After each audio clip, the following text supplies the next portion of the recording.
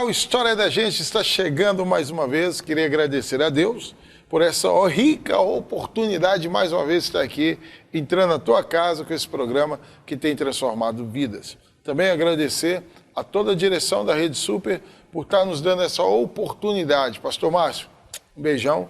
E falar para você que está na sua casa aí, se inscreva no canal, compartilhe esse vídeo. Você que está aí na TV, liga agora para o seu amigo e peça ele também para assistir o programa. O programa hoje está sensacional. Bem, falando de sensacional, hoje eu quero entrevistar uma querida irmã que eu conheci e eu tenho o maior prazer em falar para vocês. Essa guerreira, a nossa querida Deise. E aí, Deise, tudo bem? Deise de quê? Deislane Coelho. Deislane Coelho? Que bênção. Até o nome é diferente. É diferente, porque a gente fala Deise, né? Mas... Sim. E aí, Deise, de onde veio a Deise? Você nasceu aonde? Como é que foi a sua infância? Como é que é o pai, a mãe? Como é que é isso? A Deislane, que para muitos é Deise, que fica mais fácil, né? Então, eu nasci em Belo Horizonte mesmo. Os meus pais chamavam Messias Coelho, né? Que hoje já partiu para o Senhor, e minha mãe Deijanira Augusta.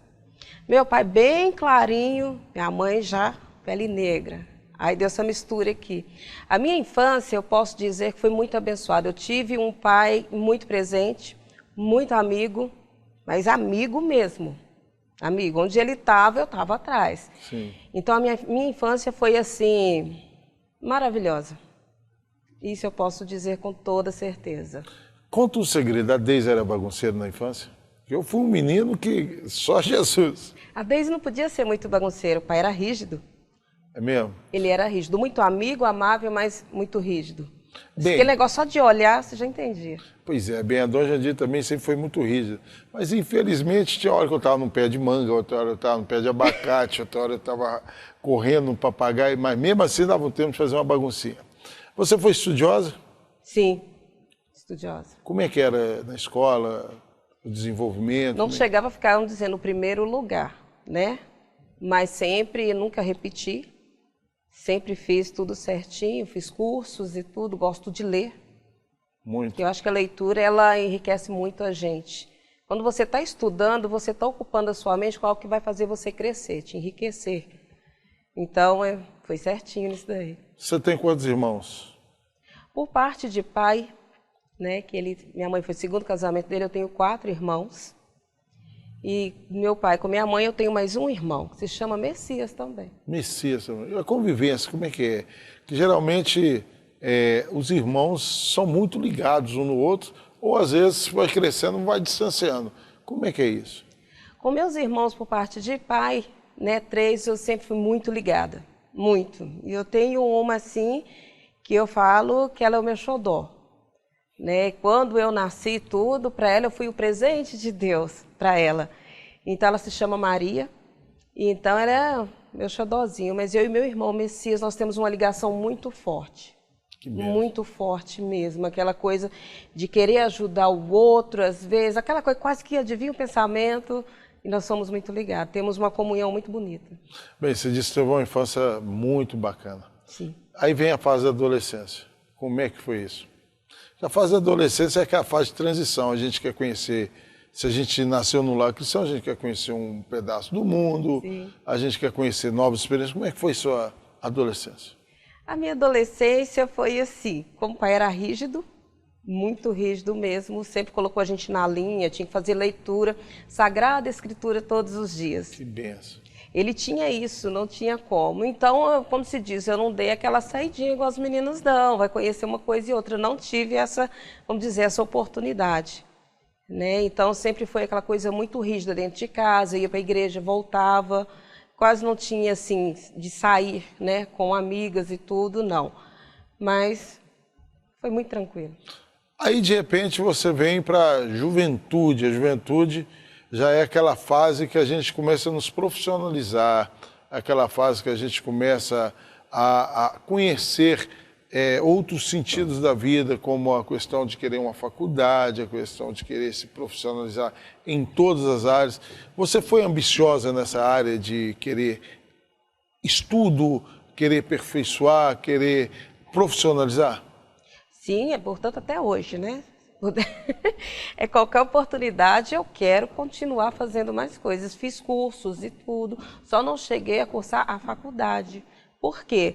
Quando chegou aos 18 anos, né? Aí eu já me vi casada. Aí eu casei. Mas só que eu tive muito isso, eu fui atrás de cursos, cursinhos, aí não cheguei a cursar a faculdade. Mas está aqui dentro ainda. Eu, como pastor, pego muito no pé dos jovens da igreja. Eu falo, gente, conheçam um pouquinho melhor a vida, aproveitem um pouquinho mais sua família, seus pais, porque agora, a hora que vocês estão na juventude, é hora de vocês dividir para eles aquela alegria que a gente só vê a participação de filhos com pai, mais ou menos na infância e um pouquinho na adolescência. Quando a gente vai para a juventude, a gente esquece um pouquinho os pais. Então, você sentiu que você um pouquinho afastou dos pais nessa época? Muito pouco. Muito pouco. E meu pai ele era muito presente, conhecia muito amigo e amável, então estava grudado o tempo todo. Meu pai passeava comigo à tarde. Saía eu, né, naquela época novinha, 17 anos, todos os dias à tarde, tomava aquele banho, arrumava e saía com ele. Saíamos nós dois, passeávamos, sentávamos na praça. Esse foi o meu pai. Você estava em BH e você foi conhecer outras cidades. Quais foram as cidades? Qual que te marca mais assim? Eu estava em Belo Horizonte e eu fui para São Paulo, interior de São Paulo. Conheci Taquaritinga, Matão, Ribeirão Preto, São José do Rio Preto, Mairinque, São Roque, Sorocaba. Meu Deus do céu, você fez um tour em São Paulo. E por que você viajou tanto assim? Qual que era? Era profissional? O que era? Não foi tanto profissional, né? Que no caso aí eu tinha parentes lá, fui conhecê-los também. E quando eu casei, eu fui morar em São Paulo, em Mairinque. E aí, de repente, você vem para o ministério. Como é que foi a chegada realmente da sua conversão? Eu me lembro bem que eu tinha 9 anos de idade quando eu comecei a frequentar a igreja. E aquele desejo de conhecer mais de Deus, de ser batizada com o Espírito Santo, aquela alegria toda, ela veio em mim muito forte. E eu comecei a buscar por isso. E a primeira experiência que eu tive, assim, de sentir aquela alegria toda, a presença de Deus, foi aos 10 anos. E disso eu nunca esqueci. Então, de lá para cá, a gente não larga mais Jesus, porque vai crescendo o desejo. Por mais que venha muitas adversidades, ainda mais na adolescência, na juventude e tudo, mas está aqui dentro. Então, ficou aqui. Eu me lembro uma época que na igreja tinha uma grande referência, que era de ser batizado com o Espírito Santo, de buscar mesmo. Você chegava à juventude, estava ali, quase que no anseio de, poxa, fulano já foi, eu preciso ir agora. Sim. Você chegou a pegar essa fase? Cheguei, a gente buscava muito, jejum e oração não tinha que falar, né? Tinha as cadernetinhas de jejum, a gente tinha que marcar o dia que você fez, o horário, tudo. A minha, eu lembro até hoje, ela era cheia, ela era lotada. Para você ver a grandiosidade que trouxe para mim e a sede de buscar a Deus. Porque, no caso, eu não tinha esse negócio, não, depois, não. Se eu queria agora, eu ia para o joelho, eu ia orar. Que beleza. Às vezes, 3 horas da tarde, eu levantava toda suadinha. Estava buscando a Deus. Mas eu peguei essa fase bem pegada. A gente buscava até em sonhos, você lembra? A gente deitava para dormir assim. Sim. E você acordava, você estava orando, dormindo, né? Acordava orando. Já acordava orando. Sua mãe, qual que é o papel dela na sua vida? O que você pudesse hoje estar assim, chegando para ela e falar assim, mãe, você é isso para mim. O que você acha? Minha mãe, assim, eu sempre falei. A minha mãe, ela... Sabe aquela vitamina que você tem que tomar ela todos os dias? É aquela que te põe para cima? Essa é minha mãe. Todos os dias eu tenho que falar com ela, eu tenho que ouvir a voz dela. Não é simplesmente mandar uma mensagem, eu tenho que ouvir a voz dela, falar com ela. Minha mãe é a minha vitamina diária. Essa é minha mãe. Uma mãe que é compreensível, que me abraça a causa. Sou para passar um processo comigo, ela passa, tá comigo. E ainda aquela coisa de mãe, não esquece para que você foi chamada. Olha, você falou que teve vários momentos interessantes com seu pai, que você saía com ele. Você tem um marcante? Porque hoje é difícil ter essa experiência de pai com filha, né? Principalmente pai com filha. Tem algum marcante aí na sua vida? Eu lembro que eu tinha feito 16 anos E eu sempre gostei muito de me arrumar, aquela coisa toda, mesmo, né, na igreja a gente queria se arrumar e tudo. Então ele falou para mim, não, já se arruma que nós vamos sair, do jeito que você gosta.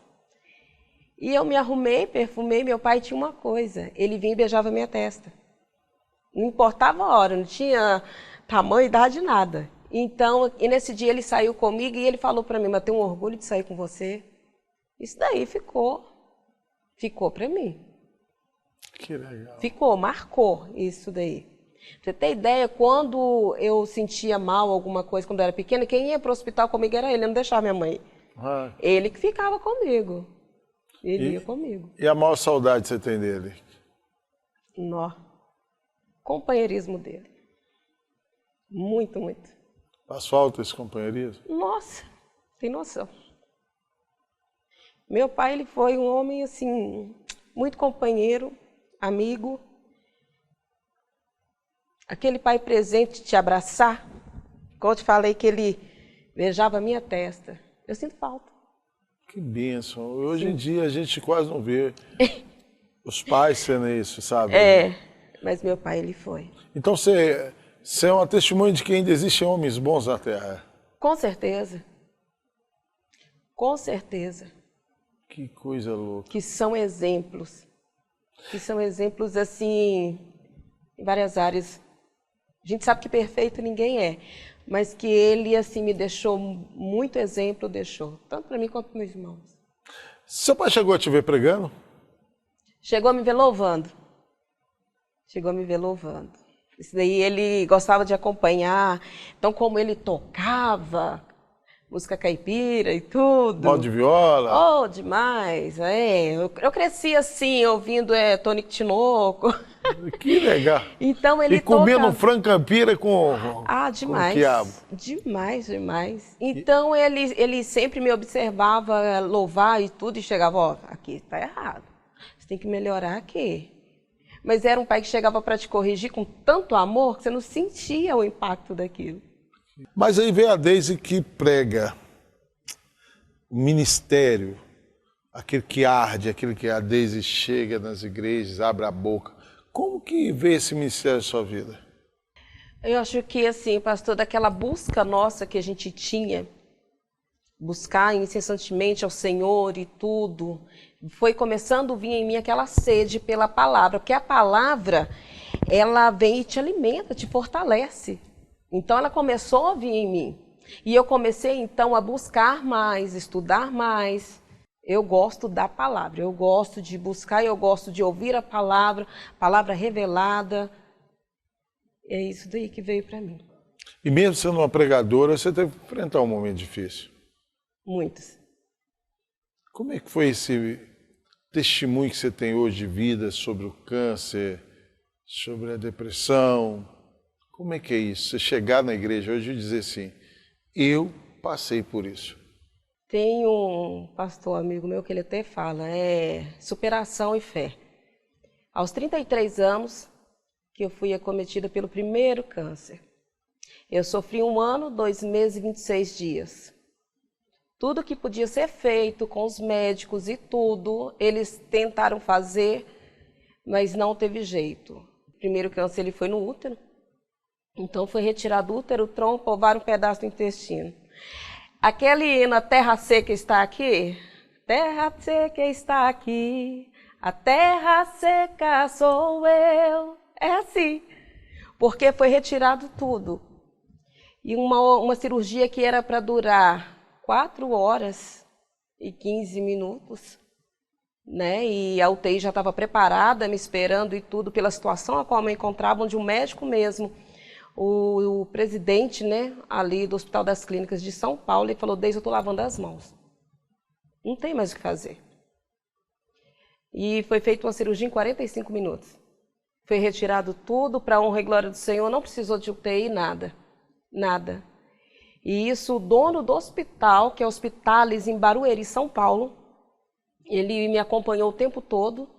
E quando eu saí do hospital, ele falou, Deise, você luta demais com a morte, você briga demais. Estou quase acreditando nesse Deus seu. Mas só que após 3 meses, a cirurgia, que eu voltei a trabalhar em São Paulo, tudo, porque lá é tudo muito corrido, né? Quem conhece sabe. Comecei a sentir muitas dores de cabeça e fortes. Entrei em contato com os médicos, eles pediram para fazer exames, porque tinha sido retirado ovários e tudo. Podia, né? Tá sentindo falta de hormônio. Fez os exames e aí ele constatou que tinha 2 veias entupidas na cabeça e um tumor também. Como o tumor estava crescendo, então ele estava comprimindo essas veias entupidas e era nesse local. Nisso eu perdi os movimentos desse lado. Aí começou a luta novamente. Em pouco tempo começou a luta novamente contra o câncer. Eles querendo não fazer a químio, mas não teve jeito, logo entrou com a químio. Perdi cabelo. Meu cabelo veio parar aqui, aquele monte de falhas. Eles queriam ainda que eu raspasse tudo para evitar tanto sofrimento. Né? E eu fui firme ainda, falei, não vou raspar. Eu vou continuar com o que Deus diz ainda. Usei o lenço, mas não raspei tudo, o cabelo. Só que em meio a esse processo da quimioterapia, do câncer e perdendo muito peso, aí eu tive a depressão profunda, síndrome do pânico e fobia social. Aí eu sei que é a pessoa dar aquela afundada na depressão. A síndrome do pânico, você não poder ficar perto de pessoas, ouvir barulhos. Foi muito complexo e tudo, mas em meio a tudo isso, eu não deixei de buscar. Eu não deixei de louvar em casa, quando eu não conseguia ir para a igreja, porque achava que ia ter muita gente e tudo. Eu louvava em casa, isso daí eu nunca deixei. Até o dia que o médico, fazendo as químios, a gente fez 3 químios. 3. Da Clara, né? Da branquinha, que eles falam que não é tão forte. Mas mesmo assim me prejudicou e muito. Perdi cabelo, tudo, emagreci muito.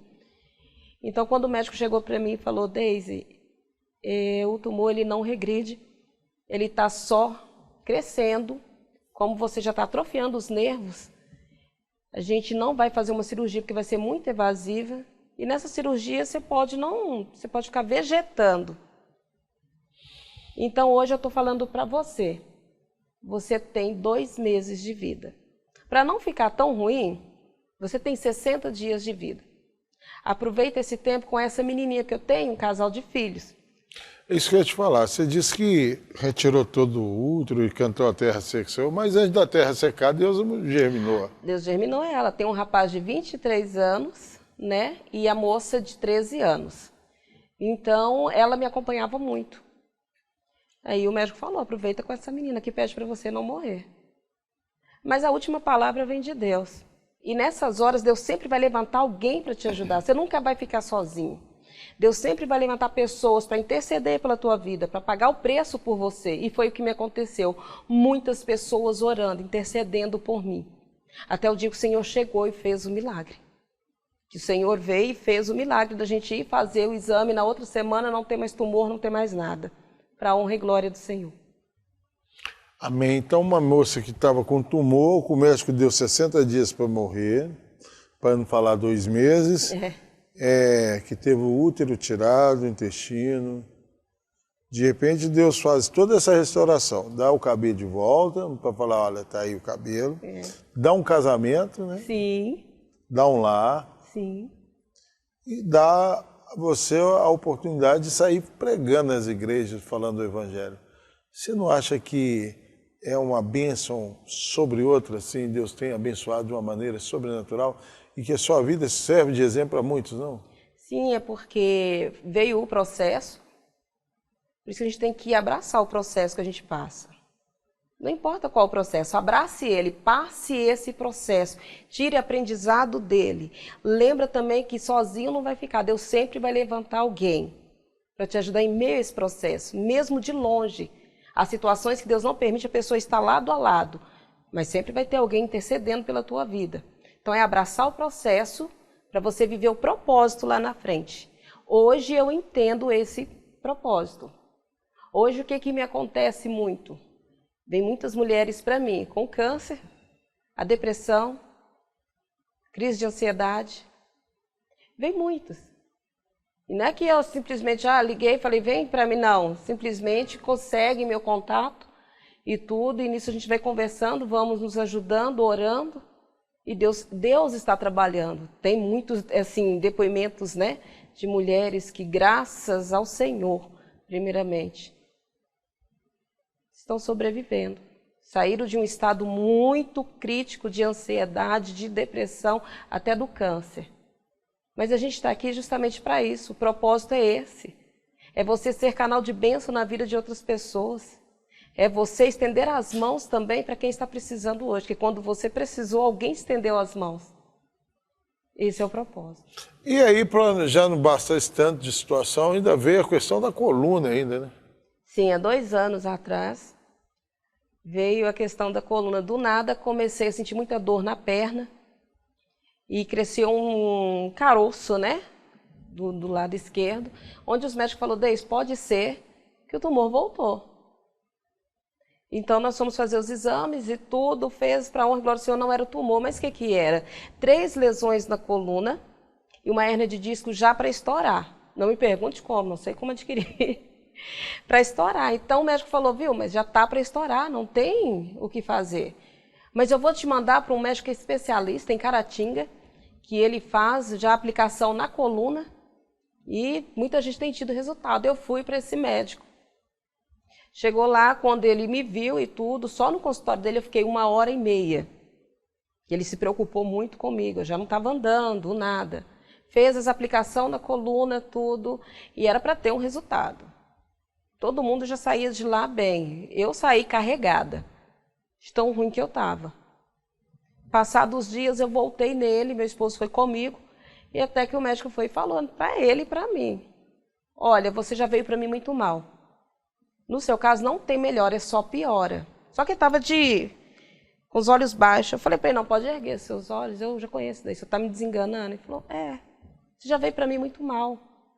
A hérnia de disco está para estourar, se ela estourar eu sou obrigada a fazer a cirurgia, e eu fazendo a cirurgia você pode ficar sem andar, cega e sem falar. Estou fazendo de tudo para não fazer a cirurgia, mas a gente vai dando os remédios paliativos. E nisso eu fui embora para casa, né, meu esposo junto. A estrutura, muitas das vezes, de quem está do seu lado, parece que ela se abala mais, né? Então a gente teve que juntar as forças, muitas pessoas orando por mim. Pastores conhecidos lá da África, colocou a igreja dele toda orando por mim. Ele tem mais de 1000 membros lá, que é o pastor William, da África. E outros pastores amigos aqui em Minas, São Paulo, tudo orando por mim. Até o dia que eu recebi uma ligação de uma pessoa da Bahia. E falou, Deise, boa tarde. Eu te conheci pela Oi, que eu já trabalhei na Oi. Então eu falei, olha, eu não estou trabalhando mais. Ele falou, eu sei que você não está trabalhando. Eu estou te ligando porque eu sei que você está em cima de uma cama, se perguntando por que de tudo isso, você não está aguentando de dor. Ali eu já desmoronei. E Deus usou essa pessoa para falar comigo. Quando foi mais tarde, pastor, ainda recebi uma outra ligação de um rapaz que já louvou comigo em Timóteo. E ele falou, eu preciso te mandar um louvor. Posso? Eu falei, pode. Quando eu ouvi o louvor, é aquele hino Descansa. Quem é o homem para pôr um ponto final onde eu não coloquei? E esse hino ele me marcou. E até que o Senhor fez a grande obra, usou 2 servos dele para ir até minha casa nesse dia.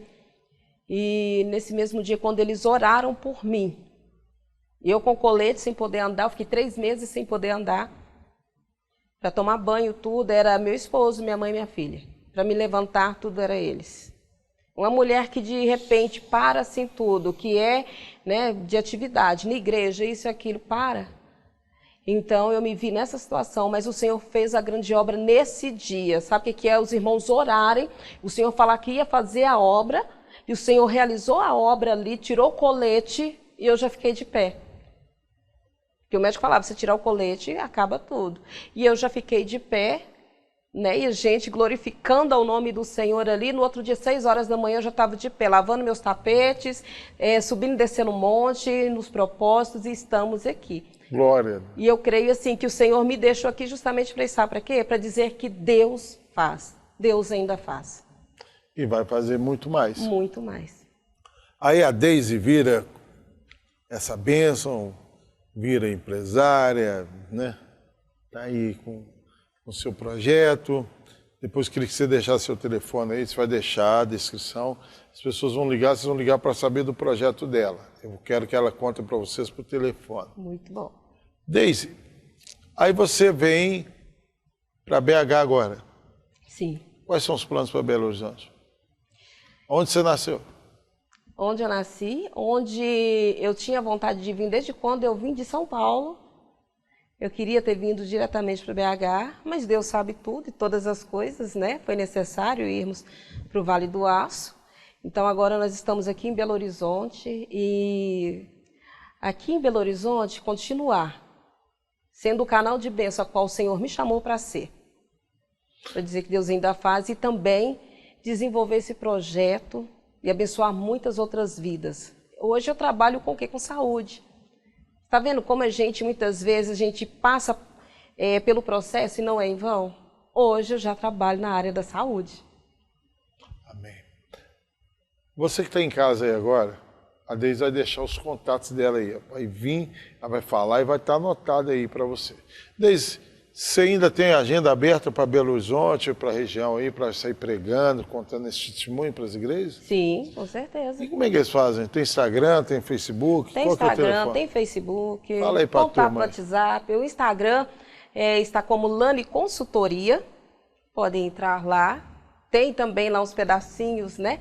Do depoimento, do testemunho, de vídeos que a gente faz e tudo.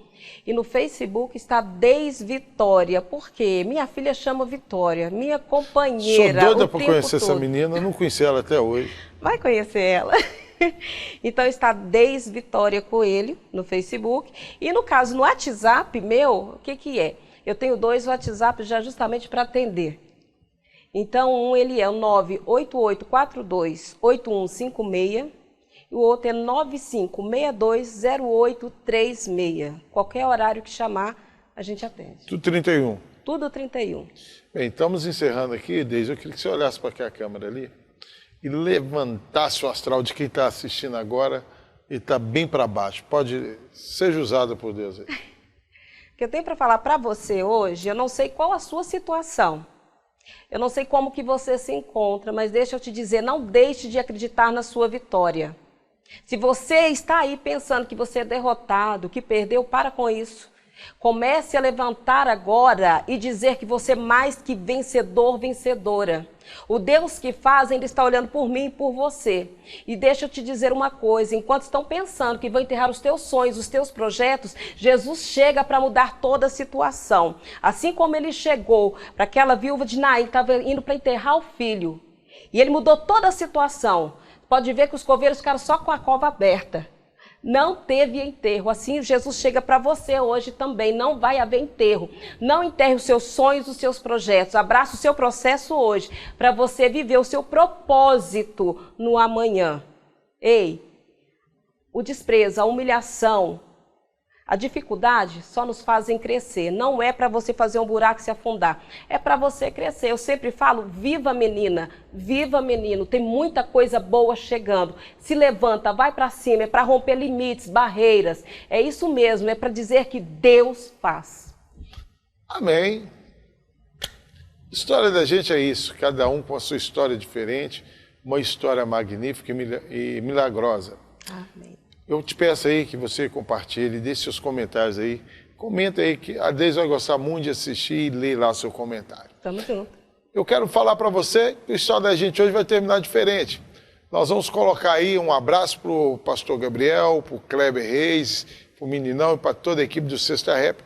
Nós vamos colocar aí trechos do Sexta Rap para você curtir aí. Então, Sexta Rap cada vez é um projeto da Batista da Lagoinha, lá da nossa regional, do pastor Sandro, da Vila da Serra. Então, você que está aí em casa, tem um filho jovem, leve ele para a Sexta Rap. Com vocês aí, trechos do Sexta Rap. Que Deus te abençoe e até o próximo programa.